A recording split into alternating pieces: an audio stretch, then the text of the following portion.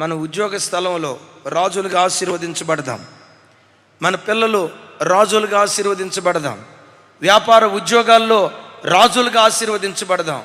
అయితే నీ పిలుపు కేవలం రాజరికపు పిలుపు కాదు. వాక్యం అంటుంది కదా, రాజులైన యాజక సమూహం. ఆమేన్. తమ్ముడు పోలీస్ ఉద్యోగం చేయి, మంచిది. ఎట్ దట్ సేమ్ టైం యాజకుడిగా కూడా దేవుని పనికి ఉపయోగపడు. వ్యాపారవేత్తగా దేవుని చేత ఆశీర్వదించబడు. ఎట్ దట్ సేమ్ టైం యాజకుడిగా పనిచే. ప్రతి క్రైస్తవుడిలో రాజు ఉండాలి. చెప్పాలి, రాజు ఉండాలి, యాజకుడు ఉండాలి. ఎస్తేరో, నిన్ను దేవుడు రాణిగా ఎందుకు ఉంచాడో తెలుసా? నిన్ను ఉంచటానికి కారణం ఇశ్రాయేలుకు ఉపద్రవం రాబోతుందని, ఈ ఉపద్రవం నుంచి తప్పించడానికి ముందుగానే దేవుడు నేను సిద్ధపరిచి ఉంచాడు. నా ప్రభు బిడ్డలారా, దీని గురించి నేను ఎక్కువ వివరాలు చెప్పను. నా సబ్జెక్ట్ ఇది కాదు. బాగా వినండి. దేవుడు నిన్ను ఆశీర్వదించే కొలది దేవుని రాజ్యానికి ఉపయోగపడు. దేవుడు నిన్ను దీవించే కొలది దేవుని పనికి ఉపయోగపడు. రైట్. హల్లెలూయా. దేవుడు నీకు ఏ ఈవిచ్చినా ఆ ఈవిలో ఆ పిలుపు రహస్యం దాగుందన్న సంగతి ఎప్పుడు నువ్వు మర్చిపోవద్దు. నీకు కారు ఇచ్చాడు, ఎందుకో తెలుసా? నీ కొరకు నువ్వు వాడుకొని దేవుని పని కొరకు కూడా వాడాలని. నీకు 2 వీలర్ ఇచ్చాడు, నీ కొరకు నువ్వు వాడుకొని దేవుని పనికి కూడా వాడాలని. నీకు మంచి ఆరోగ్యం ఇచ్చాడు, కుటుంబ క్షేమం కొరకు కష్టపడి పని చేయాలని. దానితో పాటు దేవుని పనిలో ప్రతి క్రైస్తవుడు పాలిభాగస్తుడు కావాలి. ఎప్పుడైతే రాజ్యంలో రాజులు యాజకులు కలిసి పనిచేశారో ఆ స్థలంలో ప్రపంచనాన్ని దేవుడు సృష్టించాడు. సౌలు పిలిపిదైతే, నాయనా నువ్వు రాజు మాత్రమే కాదు, యాజకత్వానికి నువ్వు ఉపయోగపడాలి అని అంటే, సౌలు చేసిన పొరపాటు ఏంటో తెలుసా? నా కుర్చీ నా కుర్చీ నా కుర్చీ నా కుర్చీ అని కుర్చీ కొరకు పరిగెత్తాడు, కానీ కుర్చీ ఇచ్చిన దేవుని కొరకు తాను పరిగెత్తలా. వినారు ఈ మాట? కుర్చీ కొరకు పరిగెత్తాడు, కానీ కుర్చీ ఇచ్చిన దేవుని కొరకు పరిగెత్తలా. దేవుడు నీకేది ఇచ్చినా వాటిని అనుభవిస్తూ వాటినిచ్చిన దేవుని కొరకు నువ్వు పరిగెత్తితే నువ్వు పరిగెత్తాల్సిన అవసరంలా కృపాక్షేమాలు నీ వెంట పరిగెత్తేటట్లుగా దేవుడు కార్యం చేస్తాడు. విన్నారు ఈ మాట? సరే, ఈ దాచిపెట్టిన ఈవిని దేవుడు సౌలుకి ఎప్పుడు ఇచ్చాడు? సమూయేలు ప్రవక్త ద్వారా. అక్కడ చక్కటి మాట అంటాడు, మనము కలుసుకొలు కాలమునకై అంటాడు. చూడండి ఆ మాట, చూడండి ఆ మాట.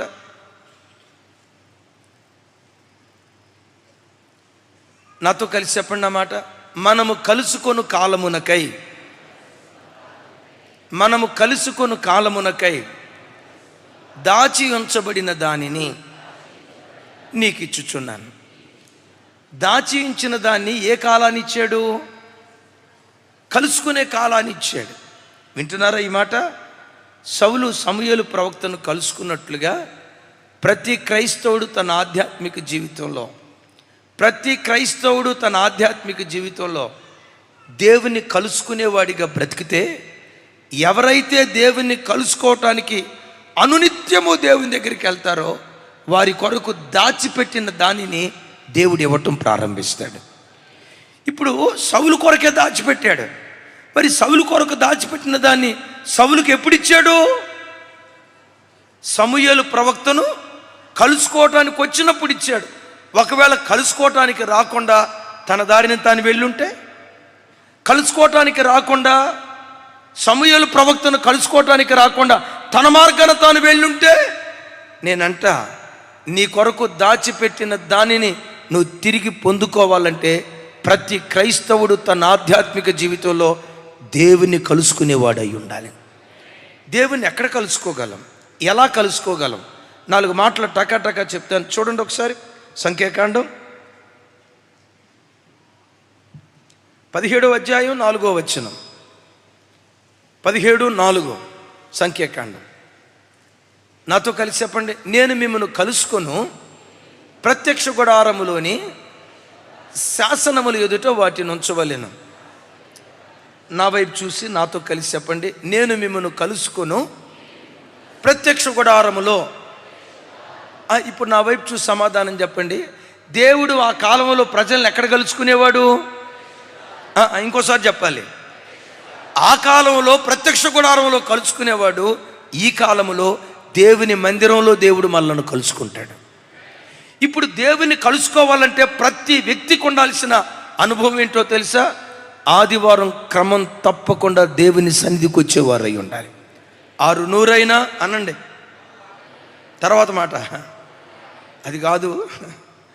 600 అయినా, ఒకవేళ 106 అయినా, శరీరంలో ఆరోగ్యం సహకరించినా సహకరించకపోయినా, జ్వరంతో బాధపడుతున్నా, 104 డిగ్రీల టెంపరేచర్ ఉన్నా, రాత్రి సెలైన్ బాటిల్ ఎక్కించుకున్నా, ఆదివారం రావటంతో బలాన్ని కూడగట్టుకొని దేవుని మందిరానికి రా. సేవకులను కలుసుకోవటానికి కాదు, మీ చుట్టాలు వస్తారే, చుట్టాలను కలుసుకోవటానికి కాదు, స్నేహితులను కలుసుకోవటానికి కాదు, దేవుని కలుసుకోవటానికి దేవుని మందిరానికి రావాలి. గట్టిగా చెప్తాం ఆమేన్.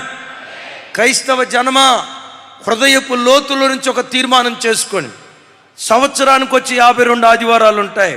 యేసయ్యా 52 ఆదివారాల్లో ఒక్క ఆదివారపు ఆరాధన కూడా నేను పోగొట్టుకున్నయ్యా. ఆ ఆదివారపు ఆరాధన కూడా మొక్కుబడిగా రాను. 8:30కి ఆరాధన అయితే 8:25 కల్లా నా పాదాలు మందిరంలో ఉంటాయి. 11 గంటల 15 నిమిషాలకు ఆరాధన అయితే 11 గంటల 10 నిమిషాల కల్లా నా పాదాలు మందిరంలో ఉంటాయి. రెప్పపాటు కాలం కూడా నా దేవుని సన్నిధికి నేను ఆలస్యంగా రాను. దగ్గరలోనే అశోక్ ముదిరాజ్ అని ఒక భక్తి కలిగిన సహోదరుడు ఉన్నారు. ఆయన ఒకరోజు నాతో మాట్లాడుతా, అయ్యా మేము ముదిరాజు కుటుంబం నుంచి రక్షించబడ్డాం. 15 సంవత్సరాలు అవుతుంది రక్షించబడి. నా ఆధ్యాత్మిక జీవితాన్ని గురించి చెప్పాలంటే, ఈ 15 సంవత్సరాలలో ఒక్క ఆదివారపు ఆరాధన కూడా నేను మిస్ కాలేదు. సంవత్సరానికి వచ్చి 52 into 15, ఈ 15 సంవత్సరాలలో ఏ ఆదివారపు ఆరాధన కూడా, ఒక్క ఆదివారపు ఆరాధన కూడా నేను మిస్ కాలేదండి. మిమ్మల్ని అడుగుతా, మీలో ఎంతమంది నేను రక్షించబడిన నాటి నుండి నేటి వరకు ఎప్పుడు ఎన్నడూ ఆదివారపు ఆరాధన నేను కోల్పోలేదు? ఎంతమంది ధైర్యంగా ఈ మాట చెప్పగలరు? థ్యాంక్ యూ తమ్ముడు, థ్యాంక్ యూ. అమ్మ మీలూరు తల్లి ఏం డౌట్గా ఎత్తుతున్నారా? Thank you sir. Vijayawada sir miss అయ్యారా మధ్యలో?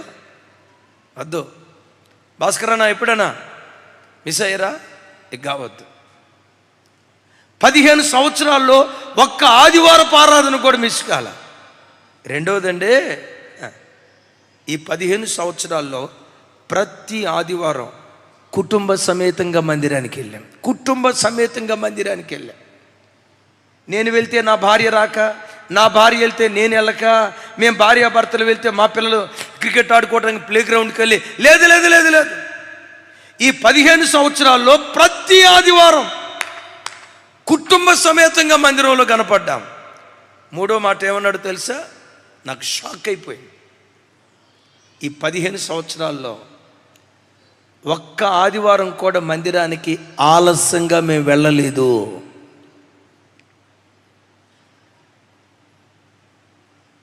పదిహేను సంవత్సరాలలో ఒక్క ఆదివారం కూడా మేము ఆలస్యంగా వెళ్ళలేదు.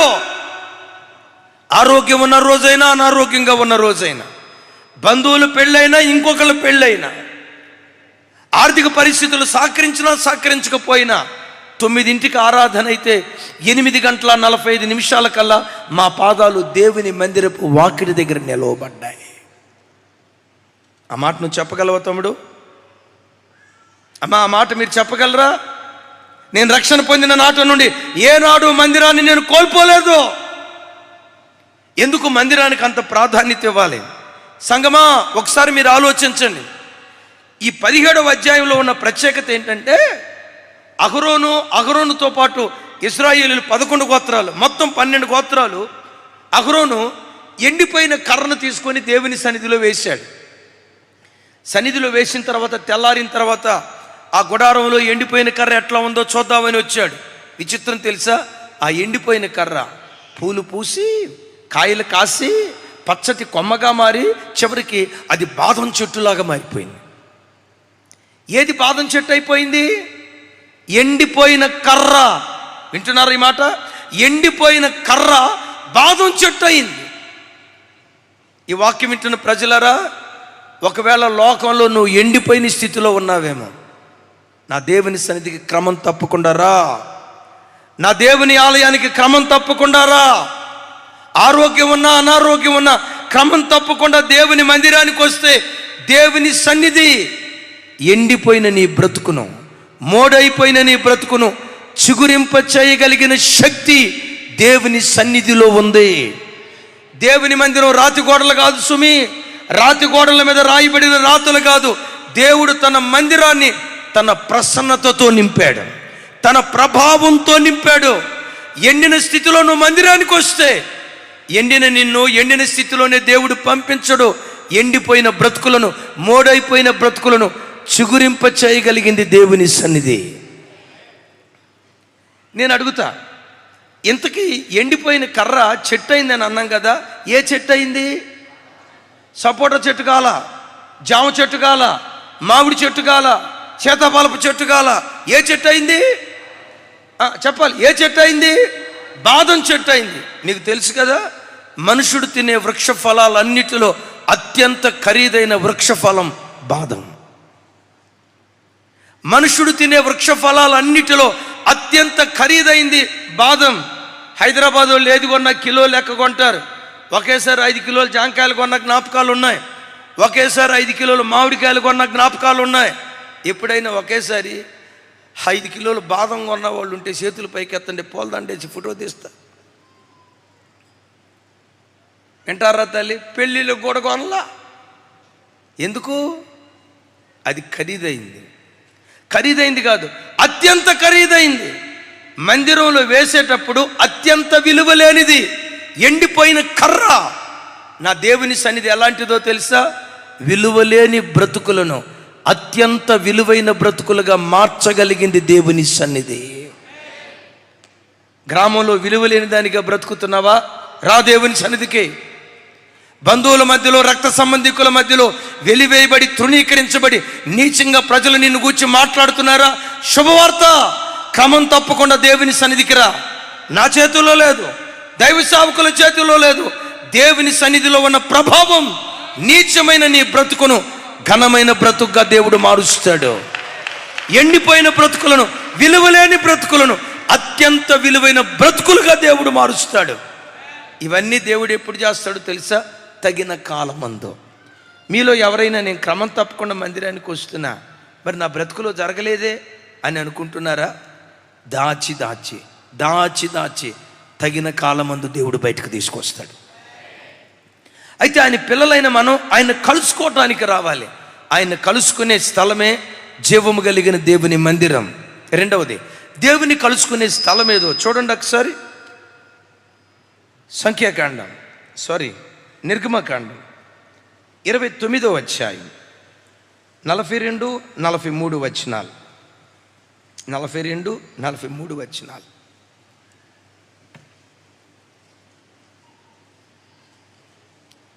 నాతో కలిసి, ఇది యెహోవా సన్నిధిని సాక్ష్యపు గుడారము యొక్క ద్వారమునొద్ద మీ తరతరములకు నిత్యముగా అర్పించు దహన బలి.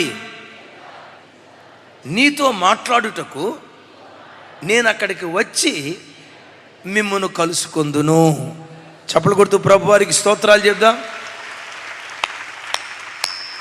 ఒకసారి చూడండి, ఈ దేవుడు ఎవరో తెలుసా? నిన్ను కలుసుకోవటానికి వచ్చే దేవుడు. నిన్ను కలుసుకోవటానికి వచ్చే దేవుడు. ఆయన దేవుడై ఉన్నా, భూమి ఆకాశాలు పట్టజాలని మహాదేవుడై ఉన్నా, ఆకాశమైన సింహాసనం, భూమి దేవుని పాదపీఠంగా చేసుకొని ఆయన ఉండే దేవుడైనా, ఆయన పరలోకంలో ఉండే దేవుడైనా తగ్గించుకొని నిన్ను కలుసుకోవటానికి నీ వద్దకు దిగి వస్తాడు. ఆయన అంటాడు అక్కడ, నిన్ను కలుసుకొనటానికి నీ వద్దకు వస్తా. నమ్మండి, ఈ పునరుద్ధానపు దినాన నిన్ను కలుసుకోవటానికి ఆల్రెడీ దేవుడు నీ వద్దకు దిగి వచ్చాడు. ఆయన నిశ్చయంగా ఆయన చేతి స్పర్శ దేవుని మందిరంలో ఒక్కొక్క బిడ్డ అనుభవించుదురుగాక. అయితే ఇక్కడ ఒక మాట అంటాడు, తమ్ముడు ఆ మాట చూయించు. ఇంకోసారి చెప్పండి నాతో కలిసి. ఇది యెహోవా సన్నిధిని సాక్ష్యపు గుడారము యొక్క ద్వారమునొద్ద మీ తరతరములకు నిత్యముగా అర్పించు దహన బలి. అక్కడ మిమ్మల్ని కలుసుకుందును. ఎక్కడ? దహన బలి అర్పించే చోట నేను మిమ్మల్ని కలుసుకుంటాను అంటాడు. ఒకసారి నాతో కలిసి చెప్పండి. దహన బలి అర్పించే చోట దేవుడు మనలను కలుసుకుంటాడు. అంటే దహన బలి అర్పించడం అంటే ఇప్పుడు మనం ఎడ్లను తీసుకొచ్చి, మేకలను తీసుకొచ్చి, పొట్టేళ్లను తీసుకొచ్చి మనం బలి అర్పించాలా? నో. మన పాప పరిహారము నిమిత్తమై 2000 సంవత్సరాల క్రితం కపాలమని అర్థమిచ్చే గొల్గతా పర్వతం మీద యేసుక్రీస్తు వారు బలి అయిపోయారు. ఇక మనం బలి అర్పించాల్సిన అవసరంలా. మరి ఇప్పుడు ఏం చేయాలి? ఏ ఎద్దునో తీసుకొచ్చి నువ్వు బలి అర్పించడం కాదు, సజీవ యాగముగా నిన్ను నీవే క్రీస్తుకు బలిగా నిన్ను నువ్వు సమర్పించుకోవాలి. విన్నారు ఈ మాట? ఇప్పుడు ఎడ్లు తీసుకొచ్చి బలి అర్పించడం కాదు, మేకపోతులు తీసుకొచ్చి బలి అర్పించడం కాదు, పొట్టేళ్ళు తీసుకొచ్చి బలి అర్పించడం కాదు, ఎద్దులు తీసుకొచ్చి బలి అర్పించడం కాదు. నీవే ఒక ఎద్దుగా మారి క్రీస్తు అనే బలిపీఠం ఎక్కి సజీవ యాగముగా నిన్ను నీవు సమర్పించుకోవాలి. ఎట్లా సమర్పించుకోవాలి? ఒకప్పుడు ఈ చేతులు సిగరెట్ ముట్టేవి, ఈ చేతులు సిలువ వేయబడాలి. ఒకప్పుడు ఈ చేతిలో సెల్ ఫోన్లో ఫోర్నోగ్రఫీ చూసేది, ఆ చేతులు సిలువ వేయబడాలి. ఒకప్పుడు ఈ చేతులు ఎవరితోనో చాటింగ్ చేసేవి, హాయ్ తిన్నావా, హాయ్ బాగున్నావా, ఎవరెవరితోనో ఈ చేతులు చాటింగ్ చేసేవి. ఇప్పుడు సంఘం క్రీస్తు బలిపీఠం ఎక్కి ఆ చేతులను సిలువ వేయాలి. ఎవడో అన్యుణ్ణి ప్రేమించావు, ఆడు ప్రాణానికి ప్రాణంగా చూసుకుంటానన్నాడు, వాక్యం దగ్గరకు వచ్చావు. విశ్వాసి అవిశ్వాసితో జోడుగా ఉండకూడదు, వాక్యం మాట్లాడింది. దేవుని బిడ్డలు నిర్దేవులను ఆరాధించే వాళ్ళతో వియ్యమందుకూడదు, వాక్యం మాట్లాడింది. ఆ వాక్యం విన్న తోడనే నువ్వు ఎన్ని సంవత్సరాలు ప్రేమించిన ప్రేమ బంధమైన దేవుని వాక్యం ఎదుట తెంచుకోవటానికి నువ్వు సిద్ధపడాలి. అదే దేవుని సన్నిధిలో సిలువ వేయబట్టం అంటే. యేసయ్యకి మహిమ కలుగును గాక. కొంచెం పెద్దగా చెప్దాం, హల్లెలూయా. అదే యేసుక్రీస్తు సన్నిధిలో సిలువ వేయబట్టం అంటే. యేసయ్యకి మహిమ కలుగును గాక. ఒకప్పుడు నీ కళ్ళు ఏవేవో చూస్తాయి, ఒకప్పుడు నీ నోరు ఒర్లుతూ ఉండేది. మాట అంటే పడో, వాడు 10 మాటలంటే నేను కనీసం ఒకటైనా అనాల్సిందే. వాడు 10 ఆకులు చదివితే నేను 100 ఆకులు చదువుతా. కయ్యానికి కాలు దువ్వే స్వభావం. ఇప్పుడు యేసుక్రీస్తు బలిపీఠాన్ని చేరిన తర్వాత నీ అహం, నీ తొందరపాటుతనం, నీ తుడుకుతనం, నీ అబద్ధాల నోరు, నీ గర్వపు మనస్సు క్రీస్తు బలిపీఠం మీద వాక్యం అనే కత్తి చేత కత్తిరిస్తూ పరిశుద్ధాత్మ అగ్నితో కాల్చబడి క్రైస్తవుడు బూడిద కావాలి. అలా బూడిదయ్యే మందిరానికి అక్కడ పరిశుద్ధాత్మ దేవుడు పెట్టిన పేరేంటో తెలుసా? సాక్ష్యపు మందిరము అనండి. సాక్ష్యపు మందసం. ఆ మాట మరలా చూపించుతాముడు. సాక్ష్యపు గుడారము అనండి ఒకసారి. నా వైపు చూడాలి. ఏమన్నాడు? వినాలి, పెద్దగా చెప్పాలా. 17వ అధ్యాయం సంఖ్యాకాండంలో చదువుకున్నాం కదా, అక్కడే గుడారం అన్నాడు. ఏ గుడారం అన్నాడు? థ్యాంక్ యూ తల్లి, థ్యాంక్ యూ. అక్కడ ప్రత్యక్ష గుడారం అన్నాడు, ఇక్కడేమంటాడు? సాక్ష్యపు గుడారం అంటాడు. మందిరం సాక్ష్యం పొందిందిగా ఉండాలి. ఎలా? ఒకప్పుడు ఆ అఖిల్ తాగుబోతుగా బ్రతికేవాడటయ్యా, తాగి రోడ్ల మీద పడిపోయేవాడటయ్యా. ఇమాన్యుయల్ మినిస్ట్రీస్ మందిరానికి వెళ్ళిన తర్వాత వాక్యం చేత పట్టబడి త్రాగుడు జీవితం మానేశాడటయ్యా, నీతిగా బ్రతుకుతున్నాడటయ్యా. ఆ మందిరానికి వెళ్ళి పలానా వ్యక్తి తన బ్రతుకును మార్చుకున్నాడటయ్యా. ఇలాంటి సాక్ష్యం మందిరానికి వస్తే ఆ మందిరానికి ప్రజలు ప్రవాహములాగా పరిగెత్తుకుంటూ వస్తారు. ఆ మందిరం 3 అంతస్తులండి, ఈ సాక్ష్యం కాదు. ఆ మందిరం ఏసీ చర్చ్ అండి, ఈ సాక్ష్యం కాదు. ఈ మధ్య ఏసీ అంతా ఫుల్ అయిపోయిందట అండి. అవకాశం ఉంటే నిద్రపోవచ్చా? ఆ చల్లటి గాలి పీల్చుకొని హాయిగా కునుక్కోడేసుకోవచ్చటండి. అబ్బో ఆ చర్చి అంత పెద్ద చర్చి ఉండండి. కాదు, ఎమాన్యుయల్ మినిస్ట్రీస్ యూట్యూబ్ ఛానల్లో ఇన్ని వేల మంది వాక్యం నో. మందిరం ఎప్పుడు సాక్ష్యపు మందిరంగా మార్చబడతాదో తెలుసా? ఒక పాపి పవిత్రుడిగా మార్చబడితే అది సాక్ష్యపు మందిరంగా ఉంటుంది. ఓ త్రాగుబోతు, ఒక తిరుగుబోతు, నీతి మాలిన కార్యక్రమాలు చేసేవాడు, అక్రమ సంబంధాల్లో బ్రతికేవాడు, వావి వరసలు తప్పి అపవిత్రంగా బ్రతికే వ్యక్తి, నా దేవుడు పవిత్రుడు, నా దేవుని కొరకు నేను పవిత్రంగా బ్రతకాలి, శరీరపు కోరికలు చంపుకొని పవిత్రంగా ఎవరు బ్రతుకుతారో ఆ మందిరం సాక్ష్యపు మందిరం. పెద్దగా చెప్పండి, పెద్దగా. సాక్ష్యపు మందిరం. ఆ మందిరానికి ప్రజలు ప్రవాహములాగా పరిగెత్తుకుంటూ వస్తారు. జస్ట్ ఎందుకు పరిశుద్ధాత్మ దేవుడు సడన్గా నాకు గుర్తు తెచ్చారు. ఒక యవ్వన బిడ్డ కొత్తగా మందిరానికి వివరాలు నేను చెప్పను, మీరు ఇన్వెస్టిగేషన్ చేయొద్దు. ఎవరై ఉండొచ్చు ఏంటి విషయాలు ఇన్వెస్టిగేషన్ చేయొద్దు. అన్ని కుటుంబాల నుంచి రక్షించబడి కొన్ని పరిస్థితులను బట్టి ఒక అన్యుని వివాహం చేసుకుని తల్లిదండ్రుల బలవంతం మేరకు జీడిమెట్ల ఇండస్ట్రియల్ ఏరియాకి వచ్చింది. ఎవరినో అడిగిందట, ఇక్కడ మంచి పెంతుకోస్ట్ చర్చ్ అది, వాక్యం ఎక్కడ బాగుంటుంది, ఇమాన్యుయల్ చర్చి బాగుంటుందమ్మా మీరు వెళ్ళండి. ఆ బిడ్డ 3 నెలల బట్టి మందిరానికి వస్తుంది. నాతో ఏదో చెప్పాలని ప్రయత్నం చేస్తుంది, అవకాశం లేక కలవలేకపోయారు. 3 నెలల తర్వాత ఒక రోజు నా దగ్గరికి వచ్చి, అన్నయ్య నా కొరకు మీరు గట్టిగా ప్రార్థన చేయండి అన్నయ్య. తప్పకుండా చేస్తానమ్మా, దేని కొరకు ప్రార్థన చేయమంటారు? నా భర్త నా మాటిని. అమ్మ తప్పకుండా. అబ్రహాం శారమ్మ మాట అన్నాడు కదా, తప్పేం లేదు. నా భర్త నా మాటిని సపరేట్గా కాపురం పెట్టేటట్టుగా మీరు గట్టిగా ప్రార్థన చేయండి అయ్యా అంది. నేను ప్రార్థన చేయలేనమ్మా, వృద్ధాప్యానికి వచ్చిన అత్తమామల తల్లిదండ్రులని దేవుని వాక్యం అంటుంది. అట్ దట్ సేమ్ టైం భర్తకు కూడా నీ తల్లిదండ్రులు లాంటి వాళ్ళు, అత్తమామలు లాంటి వాళ్ళు, దేవుడు కలిసి ఉండటానికి ప్రార్థన చేయిస్తాడు. కానీ దేవా ఈ అమ్మాయి కాపురం విడిపోయేటట్టుగా సహాయం చేయను ఆయన, యేసునామములో అడుగుతున్నాను తండ్రి అని అంటే ఆమెనా? దేవుడు అంటాడు, రే బుద్ధి లేనోడా, చెప్పేదానికి బుద్ధి లేకపోతే లేకపోయింది, ప్రార్థన చేసి నీకు బుద్ధి ఉండాలి కదరా అంటాడు. నేను ఆ ప్రార్థన చేయలేనమ్మా, మీ అత్త మారేటట్టు ప్రార్థన చేస్తానమ్మా. ఏముందో తెలుసా అన్నయ్య, ప్రపంచంలో ఎవరైనా మారుతారేమో కానీ మా అత్త మారదన్నయ్య. రాకాసి రంప, గయ్యాలి గంప, సూర్యకాంతానికే అక్క. ఎంత పొడుగు డిగ్రీలు ఇచ్చిందో చూడు. సౌలును పౌలుగా మార్చినవాడు, యాకోబును ఇశ్రాయేలుగా మార్చినవాడు. ఈ దేవుడు రాతి హృదయాలలో కూడా రాగాలు పుట్టించగలిగిన వాడు.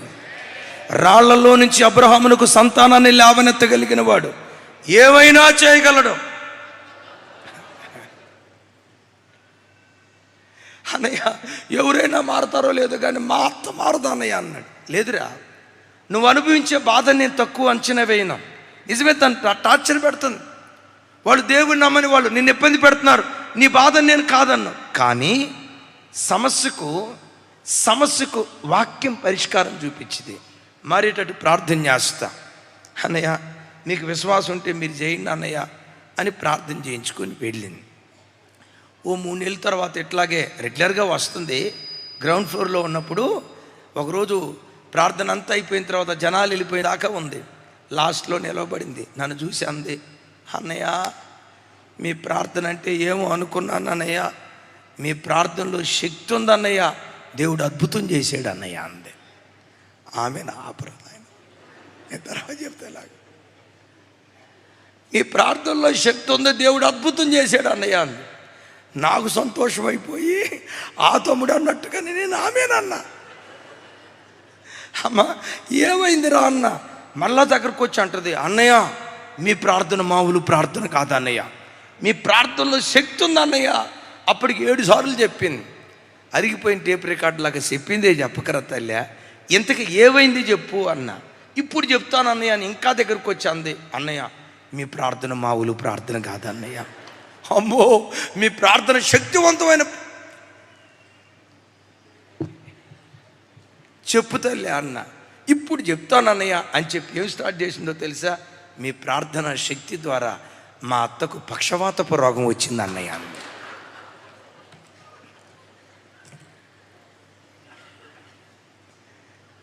నేనన్నా, తల్లా ఇప్పుడంటే అన్నావు కానీ ఇంకోసారి అనకమ్మా, నేను ఎలాంటి ప్రార్థన చేయలా. ఒకవేళ నేను చేసినా నా దేవుడు వినడు. ఈ దేవుడు నీతి కలిగిన న్యాయాధిపతి. ఇలాంటి ప్రార్థన దేవుడు అంగీకరించడు. నేను పొరపాటుని ప్రార్థన చేయలేదమ్మా అంటే అంటది, అన్నయ్య ఇదంతా మీ ప్రార్థన శక్తి ద్వారానే జరిగింది అన్నయ్య. ఆపి ఇదే కనుక మీ అత్తగారింటే కనీసం ఆదివారం అన్న చర్చికి రాణిస్తుంది. ఆ తర్వాత ఈ వార్త కనుక పాస్టర్లు అందరూ అత్తలకు పక్షవాతం వచ్చినట్టు ప్రార్థన చేస్తారని వచ్చే చర్చి కూడా రానిది తల్లే. నేను ఈ ప్రార్థన చేయలా. ఆ బిడ్డ ఎంత సంతోషపడుతుందంటే అంత సంతోషపడుతుంది. అప్పుడు నేను చెప్పా, ఈ వ్యాధి మరణం కొరకు వచ్చింది కాదు, ఈ వ్యాధి ద్వారా మనుష్య కుమారుడు మహిమపరచబడాలని కోరుకుంటున్నాను. మనుష్య కుమారుడు మహిమపరచబడ, ఈ వ్యాధి మరణం కొరకు వచ్చింది కాదు, ఆ బిడ్డను పడకలో వేయటానికి వచ్చింది కాదు. ఈ వ్యాధి ద్వారా దేవుడు మహిమపరచబడాలని కోరుకుంటున్నాడు. వ్యాధి ద్వారా మహిమపరచబడేది ఏంటన్నయ్య? ఇప్పుడు మంచంలో పడిపోయింది కదా, లాబెట్రిన్ అంతా మంచంలోనే కదా.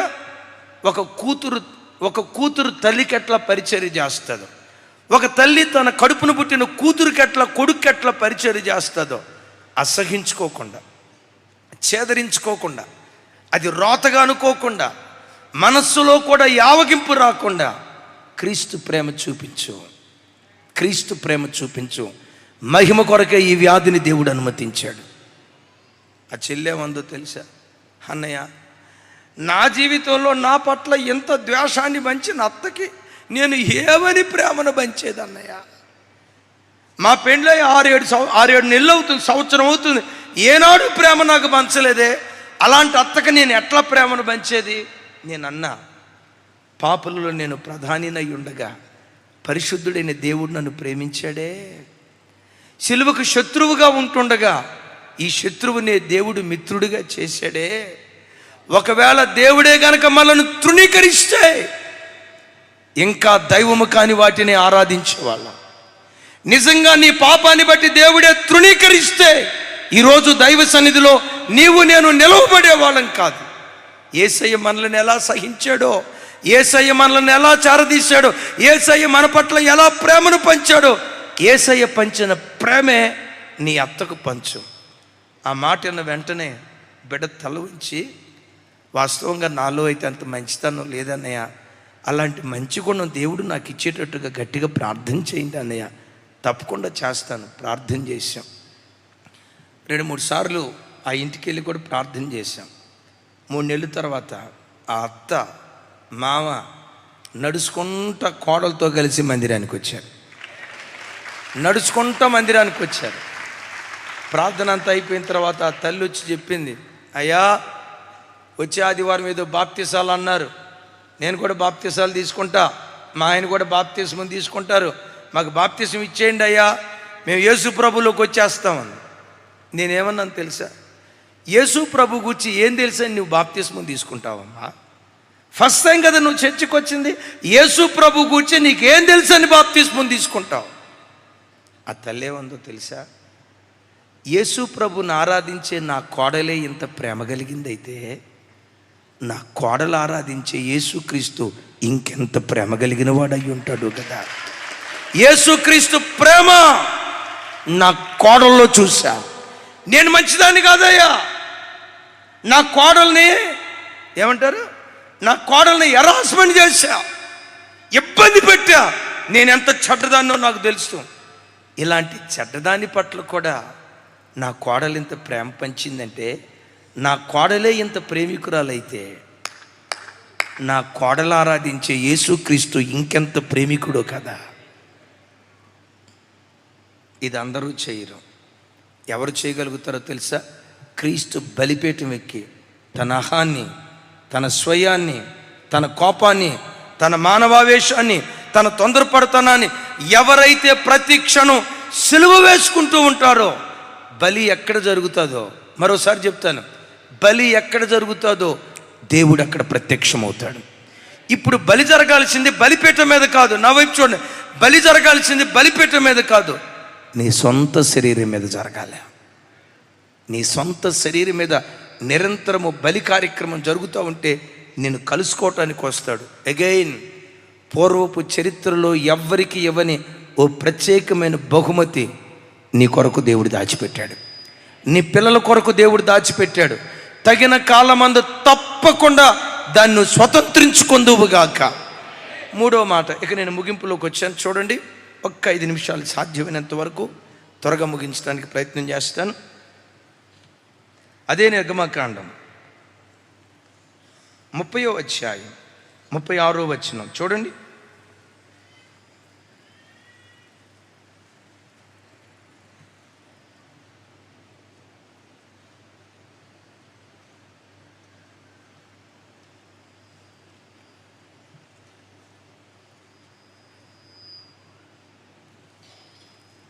నాతో కలిసి, దానిలో కొంచెము పొడి చేసి నేను నిన్ను కలుసుకొను ప్రత్యక్ష గుడారములోని సాక్ష్యపు మందసముని ఎదుట దాని నుంచవలెను, అది మీకు అతి పరిశుద్ధముగా ఉండవలెను. తమ్ముడు 6వ వచనం చూడు.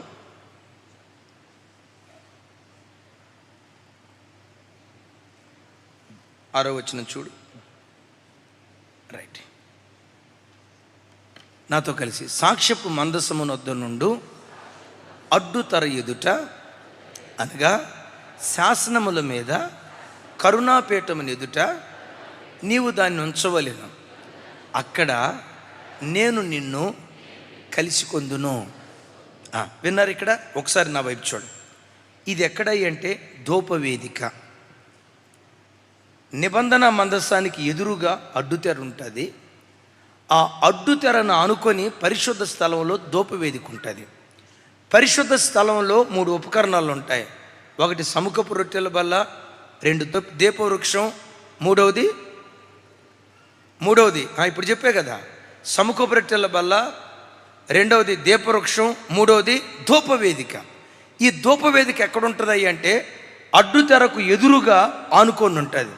అంటాడు, అదే సాంబ్రాణి, రకరకాలైన సుగంధ ద్రవ్యాలు ఉన్నాయే, ఆ సుగంధ ద్రవ్యాలు దంచి నువ్వు పొడి చేసి ఆ పొడిని ధూపవేదిక మీద పెడితే, ఆ ధూపవేదిక మీద ధూపం అర్పించబడుతూ ఉండగా అక్కడ నేను నిన్ను కలుసుకుందును అంటాడు. ధూపవేదిక దేనికి గుర్తు? ప్రార్థనా జీవితానికి గుర్తు. పొడి చేసిన ధూపం దేనికి గుర్తు? విరిగి నలిగిన మనస్సుతో చేసే ప్రార్థనకు గుర్తుగా ఉంది. ఇంకోసారి చెప్పంటారా? దేవుని కలుసుకునే అద్భుతమైన స్థలం అది. కేవలం మందిరమే కాదు, అది నీ ఇల్లు అవ్వచ్చు, బస్ స్టాండ్ అవ్వచ్చు, రైల్వే స్టేషన్ అవ్వచ్చు, నీ ఉద్యోగ స్థలం అవ్వచ్చు. విరిగి నలిగిన మనస్సుతో నువ్వు ఎక్కడ ప్రార్థన చేసినా, నువ్వు ప్రార్థించే ప్రతి స్థలానికి దేవుడు దిగి రావటం ప్రారంభిస్తాడు. మరోసారి గట్టిగా చెప్తాం, ఆమేన్. దేవుడు ఎక్కడికి దిగి వస్తాడు? మందిరంలోనికే కాదు, విరిగి నలిగిన మనసుతో. ఎందుకో పరిశుద్ధాత్మ దేవుడు ప్రార్థన చేయాలని నిన్ను పురికొల్పాడు. బస్సులో కూర్చున్నావు, ఏడుస్తూ ప్రార్థన చేయటానికి కుదరదు, చుట్టూతో జనాలు చూస్తారు, అందరూ బస్సు కిటకిటలాడుతుంది. ఎందుకో ప్రార్థన చేయటానికి ఆ బస్సులో కూర్చున్న వ్యక్తులు నశించిపోతున్న స్థితిలో ఉన్నారని తెలిసి వాళ్ళ రక్షణ కొరకు ప్రార్థన చేయటానికి పరిశుద్ధాత్మ దేవుడు నిన్ను పురికొల్పుతున్నాడు. వాళ్ళని చూసి దంచబడిన పొడిలాగా విరిగి నలిగిన హృదయంతో వాళ్ళ కొరకు నువ్వు కన్నీళ్లు కారుస్తూ ఉంటే నిన్ను కలుసుకోవటానికి అక్కడ కూడా దేవుడు దిగి వస్తాడు. బిడ్డలారా, ఎప్పుడైనా దేవుని సన్నిధిలో ప్రార్థన చేయటానికి వెళ్ళేటప్పుడు, ప్రార్థన చేయటానికి వెళ్తున్నాను అన్న ప్రత్యక్షతే కాదు, సాక్షాత్తు నా దేవుని కలుసుకోవటానికి వెళ్తున్నాను, సాక్షాత్తు నా దేవుని కలుసుకోవటానికి వెళ్తున్నాను. ఆ ప్రత్యక్షతతో మనం వెళ్తే దేవుని కలుసుకోవటానికి వచ్చిన ప్రతి వ్యక్తికి దేవుడు తానేం దాచిపెట్టాడో దాచిపెట్టిన దాన్ని వాళ్ళకి ఇవ్వటం ప్రారంభిస్తాడు. ఈరోజు మనం ఎక్కడికి వచ్చాం? దేవుని కలుసుకోవటానికి వచ్చాం. నా చేతులెత్తి దీవిస్తున్నా. వచ్చేటప్పుడు ఒట్టి చేతులతో వచ్చేవేమో, తిరిగి వెళ్ళేటప్పుడు దేవుడు నిన్ను ఒట్టి చేతులతో పంపించడు. నీకు ఏమి ఇవ్వాలని దేవుడు దాచిపెట్టాడో, కొన్ని నెలల నుంచి, కొన్ని సంవత్సరాల నుంచి, కొంతకాలం నుంచి, ఇది నా బిడ్డకే ఇవ్వాలి, ఇది ఈ నా కుమార్తెకే ఇవ్వాలి, ఇది ఈ నా కుమార్తెకే ఇవ్వాలి, ఇది ఈ నా బిడ్డకే ఇవ్వాలని నీ కోసం కొన్ని నెలలు బట్టి ఏది దేవుడు దాచిపెట్టాడో నీ కొరకు దాచిపెట్టిన దానిని నీ ఒడిలో వేసి దేవుడు పంపించునుగాక. అట్టి కృప దేవుడు మనందరికీ దయచేయునుగాక.